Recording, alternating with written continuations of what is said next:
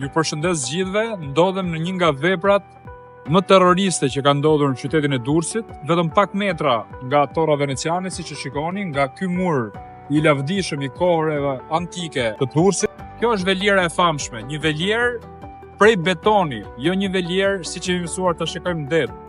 Është një velierë që është simboli i korrupsionit dhe i vizionit rilindist për zhvillimin e qytetit Durrësit. Ta betonizojmë arkeologjinë dhe historinë dhe të hedhim këtu beton $6 milion. E kemi kundërshtuar këtë projekt që kryet herës dhe sot është një nga veprat më të turpshme. Shikoni se çka ka ndodhur.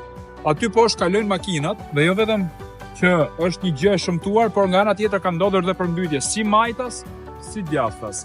Keni parasysh diçka që këtu ndodhet Torra Veneciane, që është shumë e vonshme në kohë, dhe në vend që qeveria të gërmonte arkeologjinë e Durrësit, ajo ç'a bëri, ndërtoi këtë projekt të shpetoni dhe këtu i vuri shkelmin edhe historisë dhe arkeologjisë. Shumë më herët kemi bërë një betejë edhe ligjore, pak metra mande ka qenë gjykata administrative, ku ndërkohë që protestonin kemi shkuar edhe në gjykatë, sepse të dyja pilotat që shikoni këtu, edhe pilota këtu dhe aty, janë totalisht të palishme dhe janë ndërtuar në një zonë arkeologjike A. Është e pafalshme. Kjo nuk ka ndodhur as në Greqi, as në Itali, as në vendet e Evropës perëndimore. Turistët nuk vinë këtu për të parë beton. Turistët vinë për të parë këtu Dyrrahun, vinë për të parë këtu atë lavdi që na ka dhënë Dyrrahu ndër vite dhe pa diskutim vinë për të parë këtu vlerat arkeologjike. Prandaj, një nga premtimet e mia në rast se do të jem në Kuvendin e Shqipërisë, do të ndërmarr çdo iniciativë ligjore që kjo shëmti të shembet